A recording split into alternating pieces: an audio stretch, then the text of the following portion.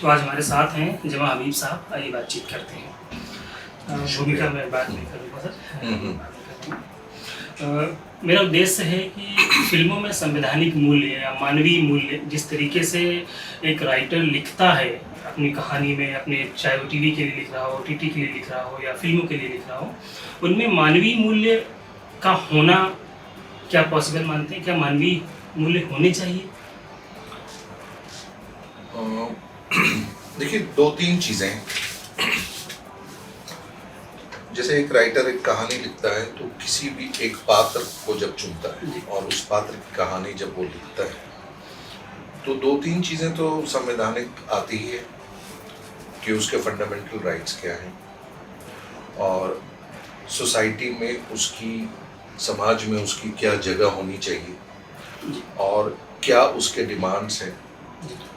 तो ये सारी बातें अगर देखा जाए तो किसी भी कहानी का, वो अगर एक्सटर्नल फैक्टर है जो समाज से जुड़ी हुई चीज़ें हैं उसमें वो चीज़ें आती हैं कि आपके फंडामेंटल राइट्स के बारे में या दूसरे राइट्स के बारे में। इंटरनलाइजेशन जहाँ पे हम कैरेक्टर का करते हैं तो वो तो एक इमोशन और उसकी बातें होती हैं, उसका ही होता है। दूसरा, किसी भी कहानी में जब हम एक अंडरडॉग की कहानी कहते हैं, मिसाल के तौर पे, तो अंडरडॉग की कहानी क्या है? मान लिया जैसे अगर हम एक चक दे को एक एग्जाम्पल के तौर पे लें तो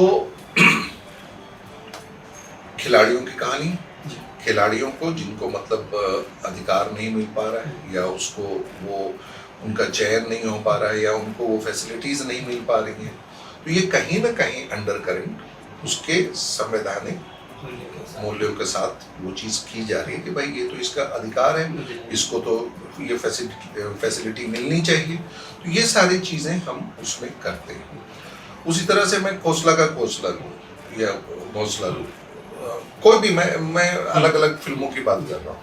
तो एक आदमी जो रिटायर्ड है, वो अपना एक रिटायरमेंट के बाद एक घर प्लान किया हुआ है, उसको क्या क्या मुसीबतें झेलनी पड़ रही हैं, वो किस तरह से, मतलब ये तो हम संवैधानिक मूल्य की बात कहीं ना कहीं करते हैं। क्योंकि जैसे ही हम किसी पात्र की कहानी कहते हैं, जिस समाज के पात्र की कहानी कहते हैं, वो समाज और वहाँ का संविधान उसको क्या प्रोवाइड कर रहा है, उसकी एक सबकॉन्शियस लेवल पे, कोई जानबूझ के वो सोच के नहीं कर रहा है, लेकिन वो सबकॉन्शियस लेवल पे उसकी बातें होती हैं।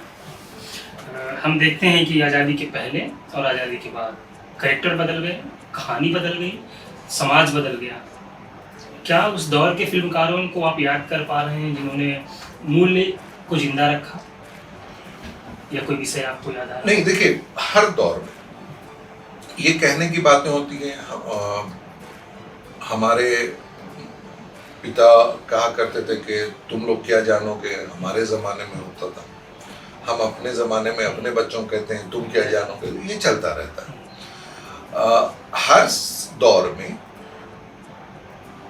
सिनेमा हो या कोई भी लिटरेचर हो, वो आपके समाज का आईना है। जो समाज में है उसको लिखा जाता है, उसको दर्शाया जाता है। तो उस वक्त की जो समस्याएं हैं, आज से समझिए 1960 में या 1950 में जो समस्याएं हैं, उसको महबूब खान ने अपनी कहानियों में पिरोया और उसको दर्शाया। उसके बाद देखिए, अगर हम एक तरह से देखें कि उस ज़माने में खेत, ब्याज, सूद, ये सब का एक ज़मींदारी सिस्टम और किसानों की समस्याएं, वो सब समस्याएं थी जिसको मतलब महबूब खान ने बहुत अच्छे से, मदर इंडिया या बाद में गंगा जमुना हो या कई फिल्में हैं उसमें पिरोई गई, उसको दर्शाया गया। 70s में जब हम आते हैं, बेरोजगारी का बहुत बड़ा मसला था। बेरोजगारी किस तरह से नौजवानों को लीड कर रही है, कोई क्राइम में जा रहा है, कोई किसी दूसरे इसमें जा रहा है, या फ्रस्ट्रेशन उनके अंदर है या गुस्सा उनके अंदर है, उसको सलीम जावेद या दूसरे यश चोपड़ा या दूसरे इन लोगों ने दिखाया, बहुत अच्छे से दिखाया। फिर उसी तरह से 80 का दौर आया, 90 का दौर आया। ग्लोबलाइजेशन के बाद आप देखिए कि एक नई कहानियों का दौर आया, जहाँ पे ग्लोबलाइजेशन के बाद बहुत सारी चीज़ें, एक्सपोजर, बहुत सारी चीज़ें बदली, तो उस तरह से नई कहानियाँ आई। तो हर दौर हर दौर में उस वक्त की जो समस्या है उसको दर्शाया जाता है, बल्कि कहानी मिलती ही है वही उसी दौर के की समस्याओं से कहानी मिलती है। क्योंकि आप किसी भी पात्र की जब कहानी कहते हैं तो कहानी कहने में आपको उस पात्र की समस्याओं से ही कहानी बनती है। तो जो समस्या होगी उस पात्र की या तो समाज से जुड़ी होगी या उसके अपने कंडीशनिंग से, अपने आसपास से जुड़ी होगी, तो वो उस दौर का प्रतीक बनता है। तो ये हर दौर में हर किसी ने वो किया है। एक दौर वो भी आया है 90s के बाद, जो 2000 मिलेनियम जो हमारा जो शुरू हुआ है, तो जहाँ पे पोस्ट ग्लोबलाइजेशन बहुत सारी चीज़ें बदली, लोगों को जॉब्स मिले, या मतलब एक अच्छा, एक समझिए कि थोड़ा सा मेट्रो सेंट्रिक कहानियां बनने लगी, जहाँ पे मतलब एक नई चीज़ें। तो वहाँ पे आप देखिए, चाहे दिल चाहता हो और ये कोई ऐसी फिल्में आई तो उसमें एक अलग चीज़ें दिखाई गई, उस ज़माने की तस्वीर थी, उस ज़माने का आईना था वो। तो वो हर दौर में हर सिनेमा बनाने वाला, हर फिल्म राइटर या डायरेक्टर, वो अपने अपने दौर की समस्याओं से लिपटा हुआ किरदार पेश करता है। 1950 में भारत का संविधान बन गया और लोगों ने तय किया, हमारे लोगों ने ही तय किया कि हम अब संविधान से चलेंगे। उसकी मूल भावना में जाएं तो हम उसमें न्याय, समानता, समता, इस तरीके के मूल्य पाते हैं। गरिमा एक बड़ा पॉइंट है, मानवीय गरिमा हो या ऐसा भी हो। तो जब हम साझे हक की बात करने वाले देश, साझे हक के तरफ बढ़ने वाले लोग जी, 70 के दशक, 80 के दशक तक तो हम फिल्में बनाते हैं कि ये चलती हैं। 80 के दशक में भी कुछ एक फिल्में मिल जाती हैं जो समाज को जोड़ने का काम जैसी को दिखाई देती हैं। लेकिन क्या हम संविधान का जो मूल्य था और सिनेमा ने जिस तरीके से प्रेजेंट किया, क्या दोनों को साथ लेकर चल पाए?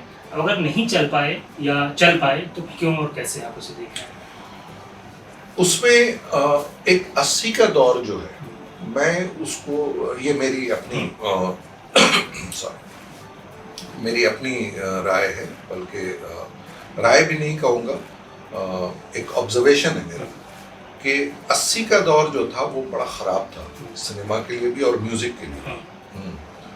जो आप उस ज़माने में तोहफा और हिम्मत वाला और उस तरह की फिल्में जो आई, उससे पहले 70 तक आप समाज से जुड़ी हुई कहानियाँ कह रहे थे और समाज की समस्याओं को बहुत अच्छे से मतलब दर्शाया गया सिनेमा में।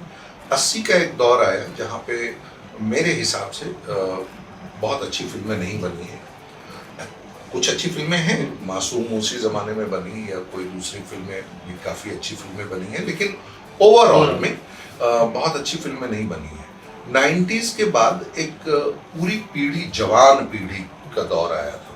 तो 90s में आप देखिएगा ज़्यादातर रोमांटिक फिल्में और रोमांटिक गाने और उस तरह के, उसमें एक चीज़ का नुकसान जो हुआ उस दौर के बाद से, 80s और 90s के बाद से, कि आप उससे पहले एक अगर प्यासा एक फिल्म देखिए, तो प्यासा में आप अगर गाने को भी सिर्फ एक गाने को आप जब लीजिएगा तो आप देखिएगा कि एक आदमी कह रहा है, एक गीत है उसका, जाने वो कैसे लोग थे जिनके प्यार को प्यार मिला, या हम आपकी आंखों में बसा ले तो ये वही आदमी, फिर ये दुनिया अगर मिल भी जाए तो क्या है।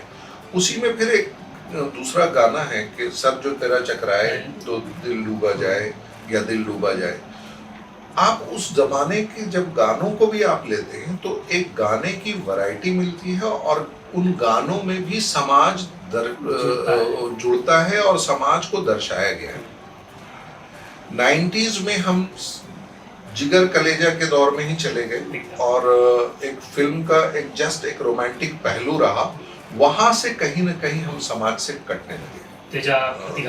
हाँ, या तो वायलेंस वाली आई, समाज से जुड़ी हुई फिल्में आई तो एक वायलेंस वाली आई, तो कहीं ना कहीं वो शायद गुस्सा या कुछ जो भी रहा हो। लेकिन मोस्टली जो बनी फिल्में या मोस्टली गाने भी जो बने, आप उससे पहले की जितनी भी फिल्में देखेंगे, आपको एक एल्बम में 5 गानों में आप कहानी का सार आपको दिखेगा। हाँ, गाने जुड़े होते थे कहानी से। लेकिन आप 90s के बाद आपको 5 गाने अलग अलग दिखते, अलग अलग, और बल्कि वो एक ही रोमांटिक टाइप के होंगे। उसके बाद आप आइए तो 5 गाने आपको पब में चलने वाले गाने मिलेंगे। तो गाने से भी रिप्रेजेंटेशन, सबसे पहला जो जो क्षति हुई है, जो नुकसान जो हुआ है, वो गाने को हुआ सबसे पहला। ये हुआ तो वो आप आज की डेट में देख लीजिए, आपको वेरिएशन सॉन्ग्स में नहीं मिलेंगे। एक फिल्म में 5 गाने हैं, 5 गाने वो क्लब में बजने वाले गाने हैं।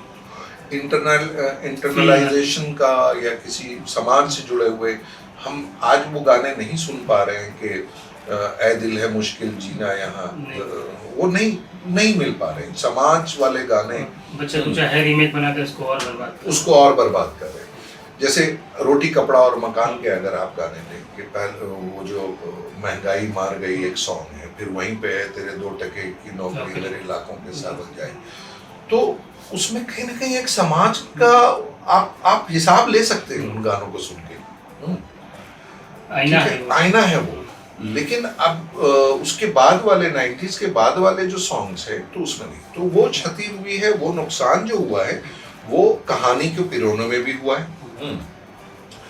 तो कहीं वहां से थोड़ा सा समाज से हम, क्योंकि हमारी टारगेट ऑडियंस लेट 90s में बन गई थी एनआरआईज, तो हम उनको अपने देश का प्रवचन देने लगे थे कि आ जाओ अपनी मिट्टी बुला रही है और ये वो, तो क्योंकि टारगेट ऑडियंस ही बदल गई थी। जब ये सिनेमैक्स और पीवीआर और ये सब का दौर आया जब इसमें, तो उनको मालूम था कि मुझे अब रिक्शे वाले को नहीं दिखाना है, मुझे एक आम पब्लिक को नहीं दिखाना है, मेरी ये निश ऑडियंस है और इस निश ऑडियंस को कैसे मैं कैप्चर करूं, तो इस तरह से करूं।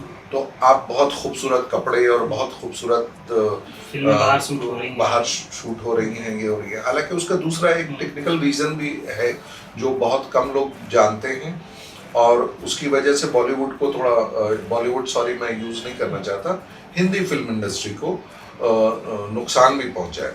मैं आपको एक और चीज बता रहा हूँ, ये जरा हट के बात है, लेकिन ये मैं अगर आप डाल सके इसमें, होता क्या है कि हिंदुस्तान में शूटिंग करना अब इतना मुश्किल हो गया है, इतना मुश्किल हो गया है। 10 तरह की परमिशन लेनी पड़ती है, 10 तरह के मतलब ये, और इतना खर्च हो जाता है कि लोग प्रिफर करते हैं कि बाहर करें, सुकून से जाएं। और उसका एक फायदा ये भी होता है कि सारे एक्टर्स भी पहुंच गए तो वो होटल में ही हैं। हाँ, सुबह वो टाइम से उठेंगे, टाइम से आएंगे, शूट करेंगे, जाएंगे।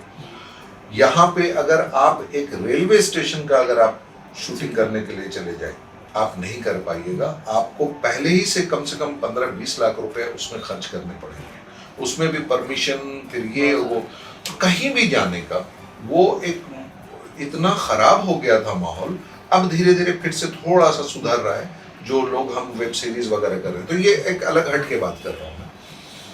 अदरवाइज पूरी तरह से अच्छा, एक जनरेशन जो बनी है मिलेनियल, जो बात की जो जनरेशन बनी है, जिस तरह से हमारे हर फिल्मों में देशभक्ति की भी अगर बात होती थी, एक 15 अगस्त का सिनेरियो होता था, एक 26 जनवरी का 2 अक्टूबर की बात हुआ करती थी, उस पे गाने हुआ करते थे, होली पे गाना हुआ करता था, दिवाली पे गीत हुआ करता था, सेलिब्रेशंस हुआ करते थे, फिल्मों में कहानी में इस तरह से पिरोया जाता था कि वो, तो आपको उस तरह की वो सारी चीजें खत्म हो गई।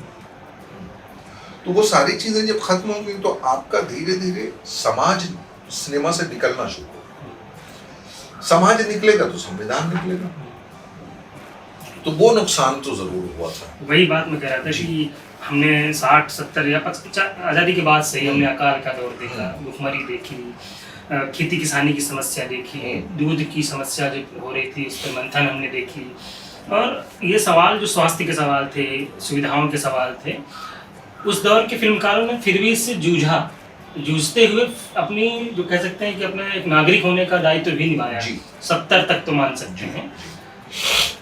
आज 70 के बाद लगभग 20-30 साल, 40 साल का समय हो गया है, और 40 साल के सिनेमा, जिसको आज की पीढ़ी 70 के बाद के सिनेमा देखती होगी, मुझे नहीं लगता, हो सकता है 90 के बाद की फिल्में देखती हो, तो उसमें जो फिल्मकार थे या जो राइटर की चुनौतियाँ क्या रही होंगी, क्या विषय और नहीं हो सकते थे उनके पास, या उनका सामाजिक दबाव होगा, या सेल्फ मोटिवेशन नाम की कोई चीज़ रही होगी। उन्होंने इतनी बड़ी अपनी पूरी ज़िंदगी लगा दी समाज के लिए और सिनेमा के लिए। देखिए उस ज़माने में मुझे ऐसा लगता है, जैसे मैं पुराने राइटर से मिलता हूँ, चाहे जावेद अख्तर साहब हैं या जितने भी पुराने लोग हैं, एक तो ये था कि वो अपने समाज से भी जुड़े हुए थे, जहाँ से आए थे, जिस तरह से उन्होंने काम किया। जैसे मैंने एक टीवी सीरीज बनाया निमकी मुखिया, मैं उस समाज से आया हुआ था, मैं उस समाज को कुछ देना चाहता था, लौटाना चाहता था रहता, और वहाँ की बातों को मैं लोगों तक पहुँचाना चाहता था। दो मकसद था मेरा मकसद ये था कि आप गांव को 1960 वाले गांव की तरह जो देखते आ रहे हैं आज तक, आपको लगता है कि वहाँ टूथपेस्ट निकलेगा तो लोग आंखें फाड़ के देखेंगे, नहीं, ऐसा नहीं है। दो चीज़ों ने समाज को बहुत अच्छी या बुरी तरह से बदला है, और वो दो चीज़ें हैं, मोबाइल और सैटेलाइट। क्योंकि टीवी और मोबाइल के पहुंचने के बाद इंफॉर्मेशन पहुंच गई है, बहुत जल्दी पहुंच गई है। हमें याद है हमारे यहाँ जब टेलीफोन लगने वाला होता था तो हमें 8-8 महीने 2-2 साल इंतजार करना पड़ता था एप्लीकेशन के बाद। अभी आज हर हाथ में फ़ोन है, everything is in your hand. तो उस वजह से वो समाज बदला है, उनका एक्सपोजर लेवल थोड़ा सा डिफरेंट है जो पहले होता था। कि ऐसा नहीं कि आज भी वहाँ पर जाइए तो दातुन लेके बैठे हुए हैं और वो आपका ब्रश देख के चकरा जा रहे, कह रहे ये क्या है, या आपकी गाड़ी के पीछे भागने लगते हैं। वो नहीं है। वो हम कहीं ना कहीं, चूंकि हम गए नहीं हैं, हमने अपने समाज को देखा नहीं है, तो उसकी वजह से हम उसको उसी जोन में देखते हैं और उसी तरह से देखते आए हैं। ये गलती हुई है। 90s के बाद जो फिल्म मेकर्स भी जो आए, मोस्टली एक फेज 10-12 साल का जो फेज था, उसमें आपने ट्रेन में सफर ही नहीं किया, आप स्मॉल टाउन गए ही नहीं, तो आप जानते ही नहीं है कैसे। हाँ, आप बैंड्रा और जुहू जानते हैं और उसी कहानी कह रहे हैं। अब जाके पिछले 7-8 साल से फिर से ट्रेंड आया है जहाँ पे जो नई पौधा आई है, कोई कानपुर से आया है, कोई जबलपुर से आया है, छोटे गांव से आया है, वो अपने शहर को, अपनी चीजों को, अपने समाज को दर्शाना चाहते हैं क्योंकि उसके पास बहुत काम है।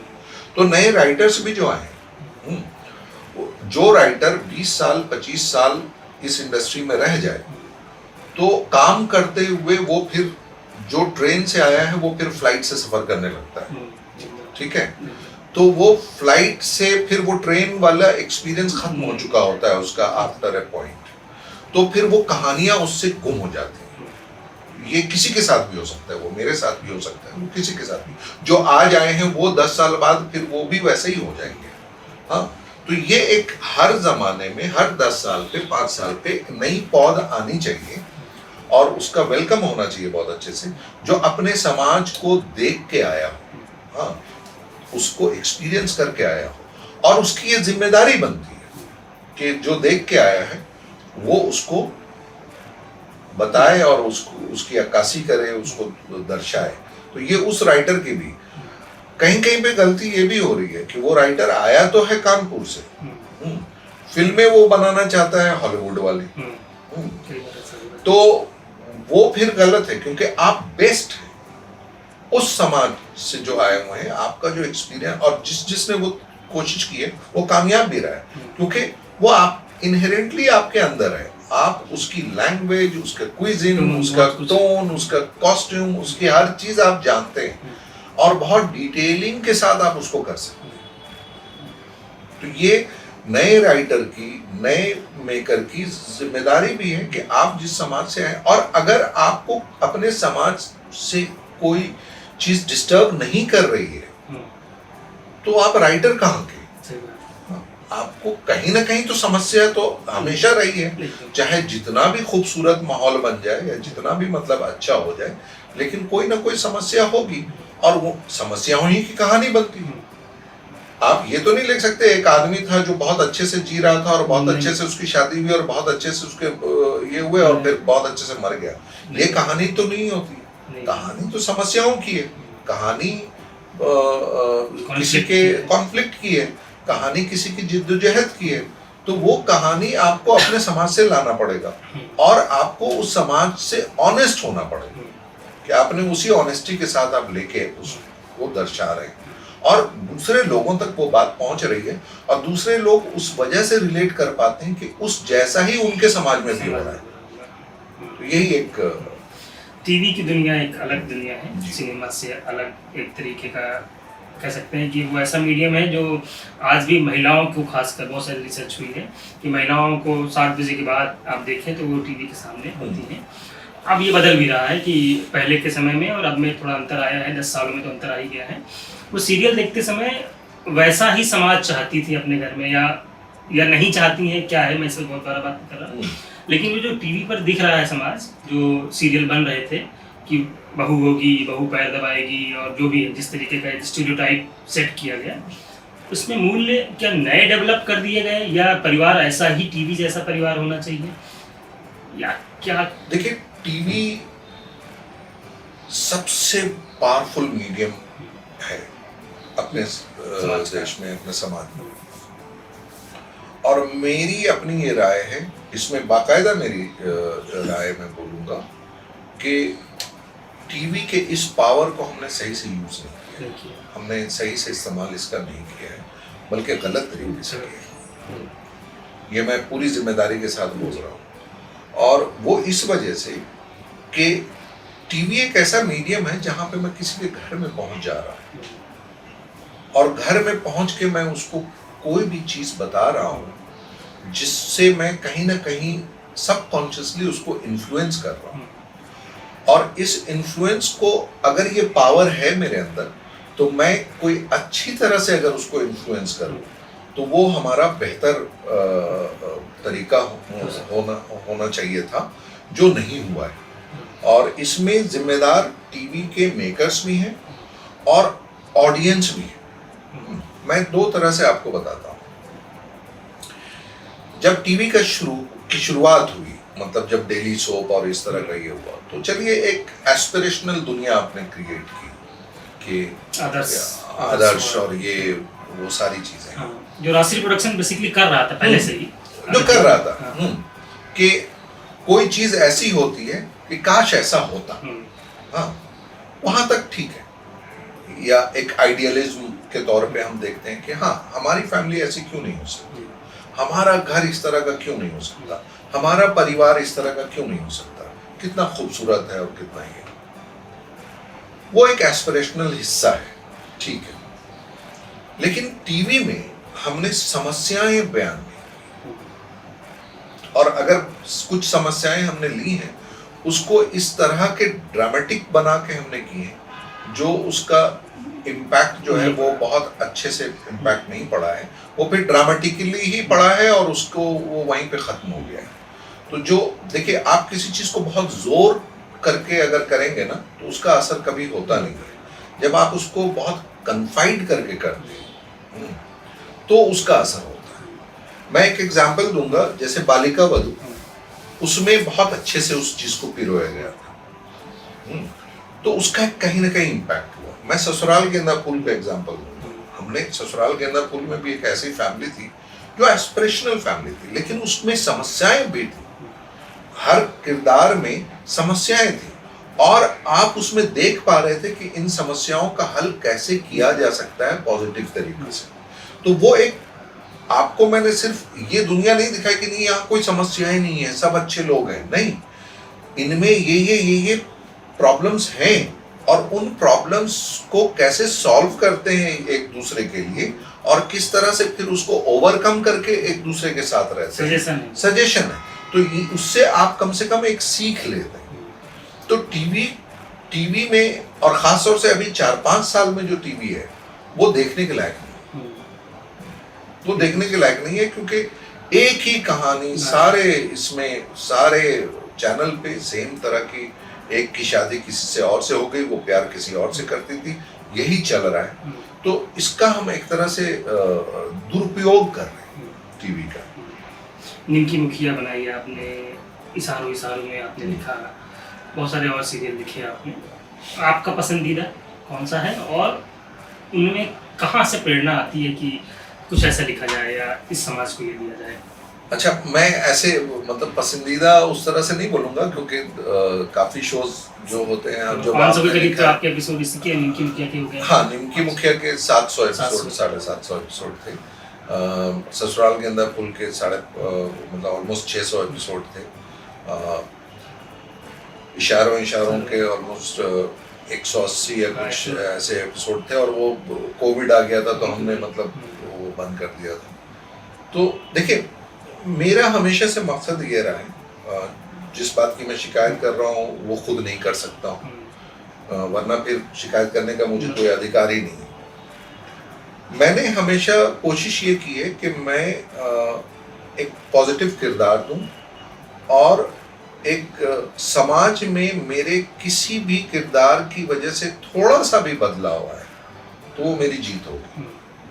तो ससुराल गेंदा फूल में जैसे मैंने हमारी कोशिश ये थी कि फैमिली इस तरह से होती है और इनकी ये समस्याएं हैं, लेकिन वैल्यू ऑफ जॉइंट फैमिली क्या होती है उसको आप समझिए, और एक दूसरे की चीज़ों को थोड़ा नज़रअंदाज करते हुए और थोड़ा उसको सॉल्व करते हुए पार्टिसिपेट कीजिए, उसको दूसरे अपने साथ रहने वाले की समस्याओं को में पार्टिसिपेट कीजिए, उसको हल करने का, और इस तरह से आप बहुत अच्छे से रह सकते हैं, और ये मुमकिन है। इसमें निमकी मुखिया में मेरा ये था कि बेसिकली वो वुमेन एम्पावरमेंट पे था, और उसमें था कि भाई जैसे मैंने उसमें देखा था ये कि जब रिजर्वेशन हो जाता है कि ये महिला यहाँ से जीतेंगी ये वो, लेकिन वहाँ पे महिला ने तो इलेक्शन लड़ लिया लेकिन संभाल उनके पति रहे। अरे क्यों? सरकार तुम्हें बराबर लाने की कोशिश कर रही है, समता की बात कर रही है, समता की बात कर रही है, तुम्हें बराबर लाने की बात कर रही है, तुम उसको भी इम्प्रेस नहीं कर रहे, तो और क्या किया जाए आपके लिए भाई? तो एटलीस्ट अपने अंदर के एक पर्सन को पहचानो, अपनी जो ताकत है उसको समझो। तो मकसद ये था कि अगर औरतों में वो बात आ जाए कि नहीं भाई ये मेरा अधिकार है, मैं तुम्हारे बराबर हूँ अब, और ये मेरा अधिकार है, ये कोई एहसान या कोई ये नहीं है। तो इस चीज को अगर सरकार सिर्फ पॉलिसी बना के आपको देगी ना, और उसको लेकिन उसको इम्ब्रेस करना, तो मैं आपके लिए थाली सजा दूं, आप खा ही नहीं रहे, आप बोल रहे हैं ये मेरा भाई खा लेगा। अरे क्यों खा लेगा भाई? ये तुम्हारे लिए, तुम ये करो। सो वो हमें कहीं ना कहीं मुझे समझाना था लोगों को या औरतों को खास तौर से कि डोंट बी, मतलब हाँ कि आप किसी के अंडर में ही रहना है और वही करना है, नहीं, आप अपनी इंडिविजुअलिटी को लाइए सामने। और ऐसा नहीं है आपको रेबल होना है, बी रिस्पेक्टफुल। बहुत सारी चीजें हम अपने पिता कुछ कहते हैं, हम कुछ और करना चाहते हैं, हम रिस्पेक्टफुली कोई चीज और करते हैं ना लाइफ में, सही बात। और फिर एक पॉइंट के बाद पिताजी भी एक्सेप्ट करते हैं। हाँ, तो ये जब सारी चीजें हम कर सकते हैं तो आप क्यों नहीं कर रही हैं? तो मकसद हमारा ये था, और मैं बहुत खुश हूँ कि बहुत सारे लोगों ने मुझे जब चिट्ठियाँ लिखी, और मुझे मतलब एक JNU में भी कोई रिसर्च कर रहे थे उस पर, तो वो मुझसे मिले, और उसमें एक चैप्टर था निमकी पे, वो लिख रहे थे, तो मुझसे मिले तो बोले कि नहीं, ये यूनिसेफ के कुछ लोग आए मेरे पास, बोले कि पहले हम विमेन एम्पावरमेंट के लिए कोई चीज़ समझाने के लिए जाते थे तो हमें समझाना पड़ता था, अभी हम आपका सीन दिखा देते हैं तो वो हमारा काम हो जाता है।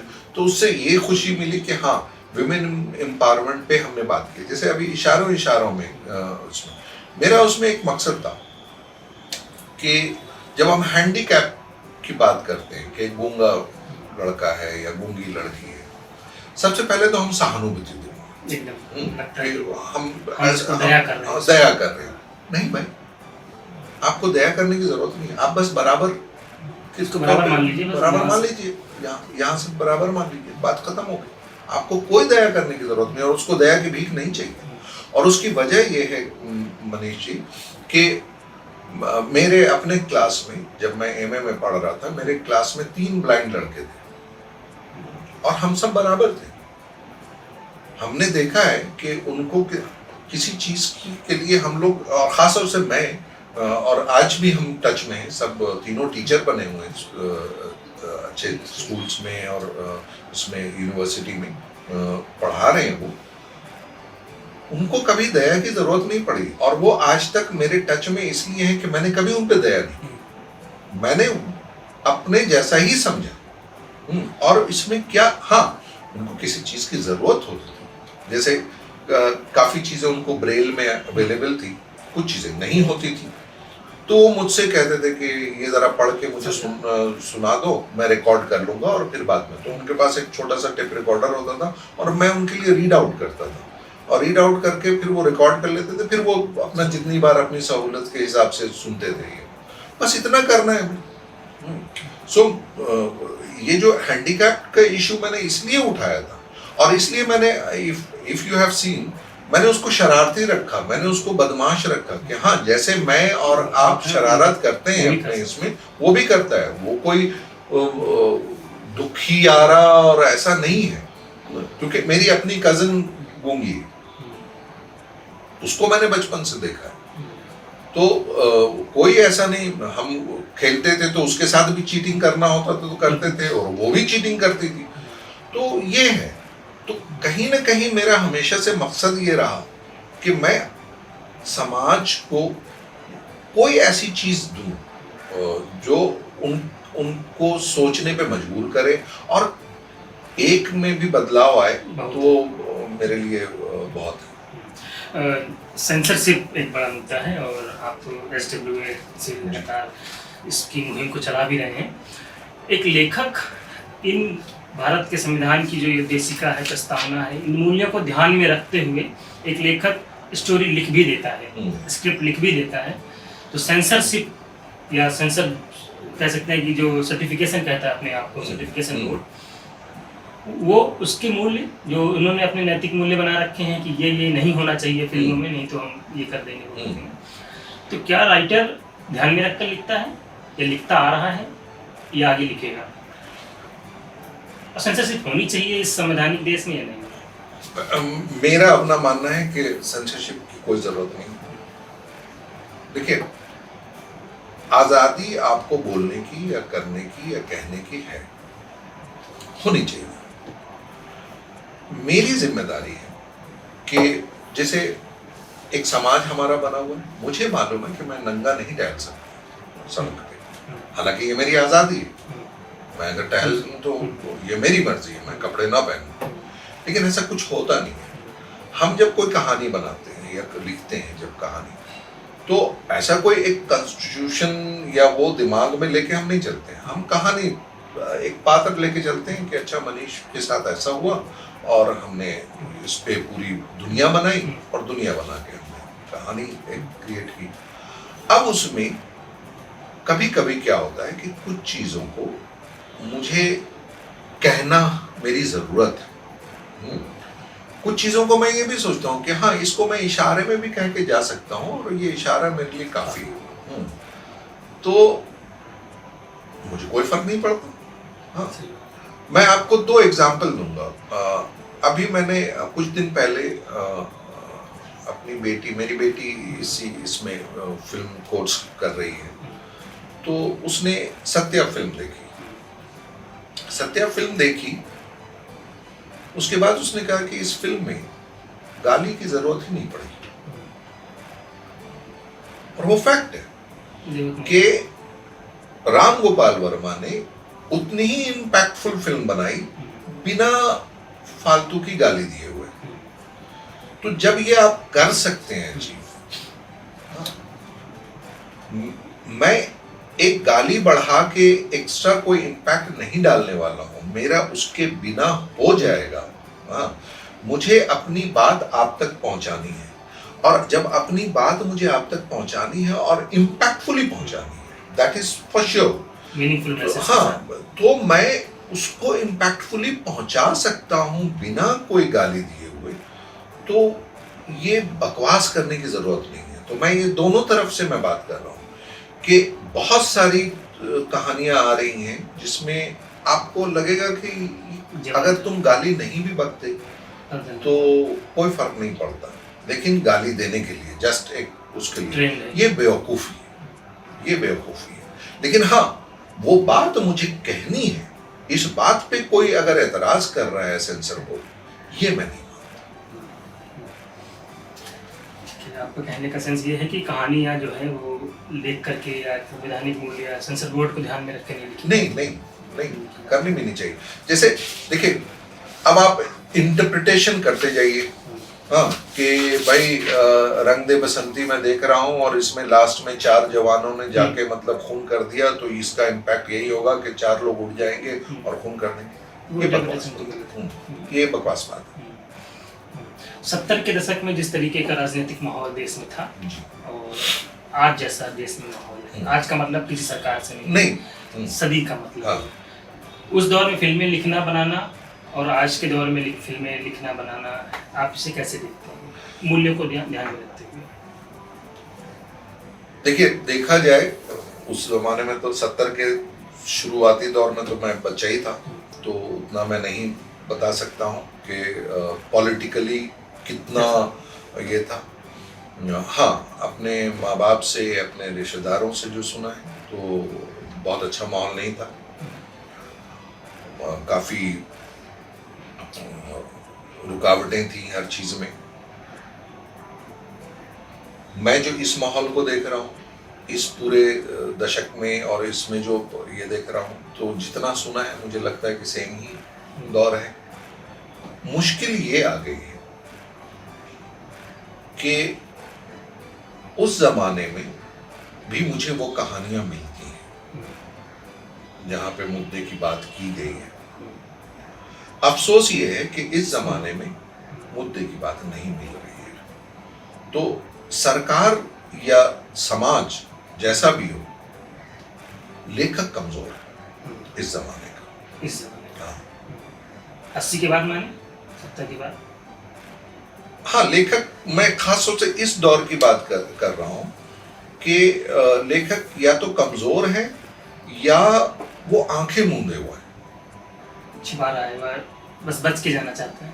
हाँ, या तो उसको कोई असर ही नहीं हो रहा है, या उसने देखा ही नहीं, कैसे नहीं देख पाइएगा। अगर गुलजार साहब आंधी बना पा रहे हैं 70 में, उसी दौर में, आप वैसी फिल्म क्यों नहीं बना पा रहे? मंडी, अंकुर, सब बनी एग्जैक्टली उसी दौर में बनी है। तो मुझे ऐसा लगता है कि सरकार और ये सब की बात नहीं है, आप ही या तो आप बिल्कुल इनसेंसिटिव हैं या आप डरपोक हैं, 2 ही बातें हो सकती हैं। जबकि अब प्लेटफॉर्म बहुत अच्छा है, बल्कि हमें यही कहानियां कहनी चाहिए। मुद्दा या समस्याएं क्या हैं? आप जब संविधान की बात कर रहे हैं, शुरुआत में ही आपने कहा कि जब पूरे समाज को जोड़ के कोई चीज कहने की बात आती थी, यही होता था 50s और 60s में। और एक कहीं ना कहीं सबकॉन्शियसली सब में ये था कि भाई हम नया हिंदुस्तान बना है और हमें सबको मिलके चलना है, तो कहानियों में वैसी बातें होनी चाहिए जहाँ पे वो इन्फ्लुएंस, इनडायरेक्ट इन्फ्लुएंस रहे, हो जाए और समाज एक खूबसूरत समाज बने। अगर उस 70 के दशक में भी कोई आदमी अमर अकबर एंथोनी बना रहा है तो वो समाज को जोड़ने की बात कर रहा है, और बहुत कमर्शियल तरीके से, कोई आर्ट फॉर्म में नहीं कर रहा है, बहुत ही कमर्शियल तरीके से वो कर रहा है। आज आप नहीं कर रहे, या तो आप इनसेंसिटिव हैं, या तो आप खुद उसका हिस्सा हैं कि आप खुद नहीं चाह रहे हैं कि वो करना, या आप डरे हुए आप। और ये मैं उस तरह से नहीं बोल रहा हूं, मैं आप एक टीवी में या किसी इसमें देखिए, मुझे एक बड़ी अजीब सा टर्म लगता है, मुस्लिम सोशल बनाते हैं जब कोई बात करता है। मैं बहुत हंसता हूँ। What do you mean by Muslim social? Muslim social serial बनाते हैं या कुछ? मुस्लिम प्रधान, हाँ मुस्लिम मुद्दे, उसमें हाँ, मुस्लिम मुद्दे मुद्दे तो समाज के। अच्छा ठीक है, वो तो एग्जैक्टली मुद्दा वो समाज का है, मुद्दा समाज का है। शोषण और का कोई नहीं हो सकता, शोषित करने वाले पर स्टोरी हो सकती है। एग्जैक्टली तो अगर अच्छा कोई अगर मुस्लिम सोशल कोई बनाता है तो उसमें देखिएगा कि सारे किरदार मुसलमान ही होते हैं, सारे के सारे सारे किरदार। आपस की लड़ाई दिखाएंगे। वो बाहर दुकानदार में मुसलमान मिलेगा, वो मैंने ये कौन सी जगह है? ये कहाँ, ये हाँ, इंडिया में कहाँ है? इंडिया में कहाँ है ये जगह? समझिए। उसी तरह से आप जब दूसरा सीरियल देखते हैं जो कोई मुस्लिम सोशल या हिंदू सोशल नहीं है, उसमें सारे किरदार, सारे किरदार मिलेंगे। हाँ, वो सिर्फ हिंदू है, उसमें कोई मुसलमान नहीं मिलेगा, ना आगे का दुकानदार, ना ड्राइवर, ना कोई मैनेजर, ना कोई वो। ये कौन सी जगह है? कौन सी जगह है? जबकि हमारे समाज में सब मिलते। आप 4 वेंडर्स को बुलाइए, एक कोई सरदार निकल जाएगा, एक कोई क्रिश्चियन निकल जाएगा, एक कोई हिंदू निकलेगा, एक कोई मुसलमान निकलेगा।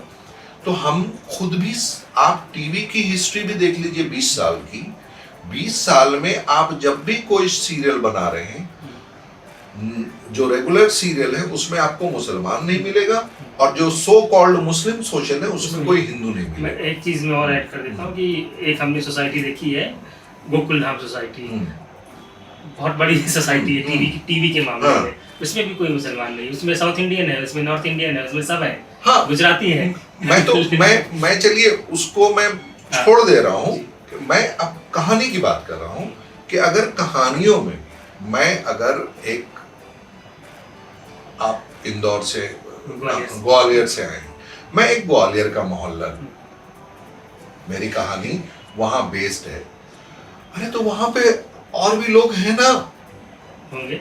हाँ, तो मैं क्यों नहीं? और क्या मनीष जी की कोई जानने वाला नहीं है उसमें? वो आदमी किसी से भी नहीं मिलता है, ऐसा तो है नहीं, इम्पॉसिबल है। हम बनाना चाहते हैं वैसा, एग्जैक्टली हम ऐसा क्रिएशन चाहते हैं कि इसमें यही लोग रहें, यही लोग रहें। यही बात मूल्यों पर आ रही है कि इस टीवी से या फिल्मों से ऐसा क्रिएट हो गया है कि ये मूल्य है, ये होना चाहिए समाज में। ये प्रॉब्लम है, तो ये बहुत बड़ी समस्या है, और ये टीवी में भी है और फिल्मों में भी है। मैं आपको बता रहा हूँ, हम लोगों ने, जैसे मैं एक कहानी की थी तुम साथ हो जब अपने, उसमें मेन किरदार मुस्लिम थे, और उस पे वो मैंने डेलिबरेटली मैंने रखा कि नहीं भाई ऐसा कैसे, ये दुकानदार है, हिंदू है, बिकॉज मैं ऐसे किसी मोहल्ले को नहीं जानता हूँ। हाँ, घर से निकलते ही वो, मैं निकलूंगा अपने पड़ोस में, मतलब जो दुकान है वो सुबह वो कर रहा होगा अपना पूजा कर रहा होगा, उधर से निकलूंगा, उधर से फिर एक मुसलमान निकलेगा, उधर से कुछ नहीं। यही मोहल्ला मैंने देखा है बचपन से। अब कोई ऐसे मोहल्ले है भी नहीं देश में जो एक सोसाइटी के हों। हाँ, मतलब वो वही, ये जो गेटोइज्म करके जो हम कहानियां भी बना रहे हैं, क्रिएट कर रहे हैं, रिप्रेजेंटेशन सबका खत्म कर रहे हैं, तो ये संविधान मूल्यों के खिलाफ है, के मूल्यों के खिलाफ जस्टिस है। आप इन दिनों क्या लिख रहे हैं नया? और मैं ऑनेस्टली मैं अभी 3 शोज से जुड़ा हुआ हूँ, जिसमें ये रिश्ता क्या कहलाता है, जिसके मैं ब्रॉड स्टोरी करता हूँ। अनुपमा है, जिसमें मैं स्क्रिप्ट कंसल्टेंट हूँ, और बातें कुछ अनकही सी है, जो वहाँ भी मैं स्क्रिप्ट कंसल्टेंट हूँ। लिखने की इच्छा कम होती जा रही है, और जिस तरह का कंटेंट अभी बन रहा है, क्रिएट हो रहा है, उसमें मेरा बिल्कुल भी इंटरेस्ट नहीं है। ओटीटी की तरफ जाएंगे आप? ओटीटी में भी अभी वही माहौल वैसा हो रहा है कि जब तक गालियां न दो वो मजा ही नहीं आ रहा है किसी को, तो मुझे पता नहीं। ओटीटी में क्या मूल्य आपको नजर आ रहा है? संवैधानिक मूल्य, मानवीय मूल्य, गरिमा, न्याय, बंधुता, कुछ ऐसे हैं या कुछ याद आ रहा है? ओटीटी अभी एक गलत फेज में है, टू बी वेरी ऑनेस्ट।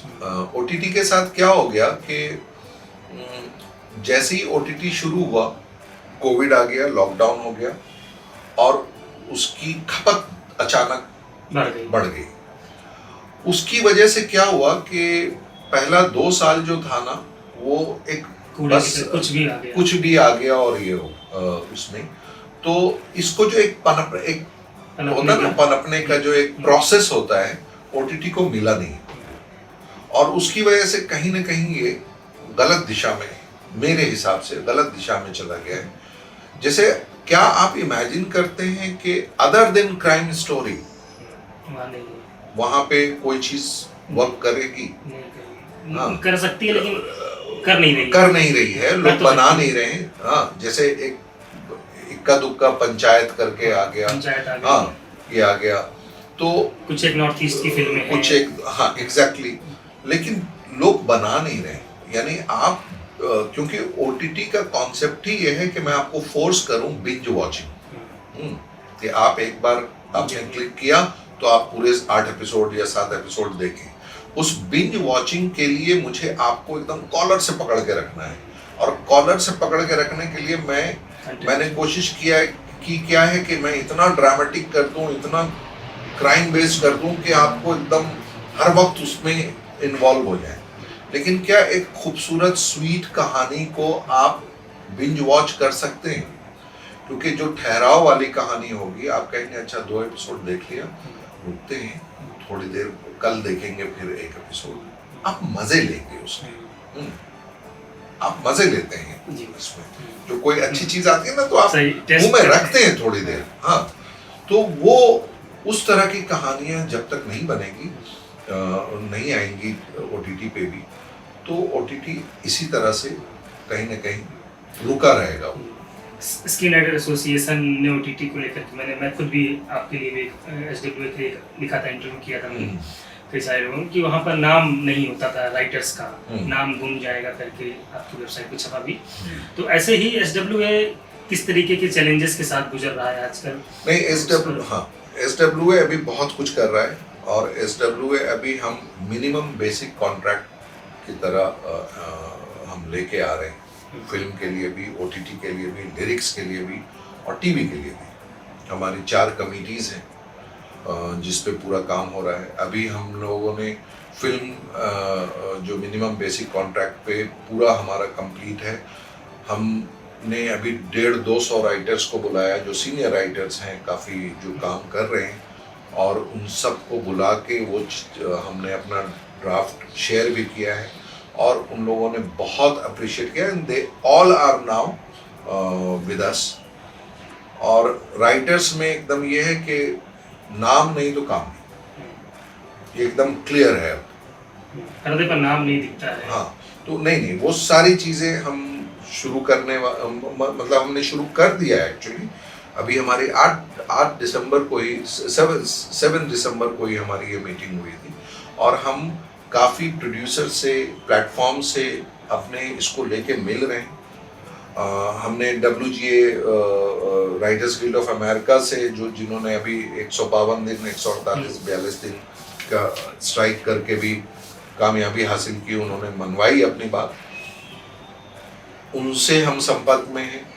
हम उनके थ्रू साथ में कुछ चीज़ें हम करने वाले हैं। तो इंशाल्लाह नेक्स्ट 2 इयर्स में आप बहुत बदलाव देखेंगे कि और वो तो होना ही नहीं है कि आपका काम है और नाम नहीं है, ये हो ही नहीं सकता है। तो खासतौर से 3-4 चीज़ों पे तो हम बहुत ही फर्म हैं कि अगर मेरा लिखा हुआ है तो मेरा नाम आना ही चाहिए।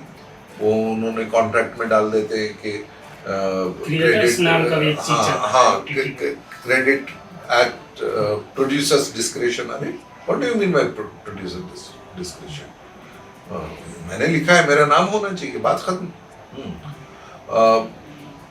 ये लोग अभी कई चैनल हैं, प्लेटफॉर्म हैं जो रिपीट टेलीकास्ट में टीवी के जो अपने ओटीटी पे डालते हैं, वहाँ से क्रेडिट ही हटा दिया है।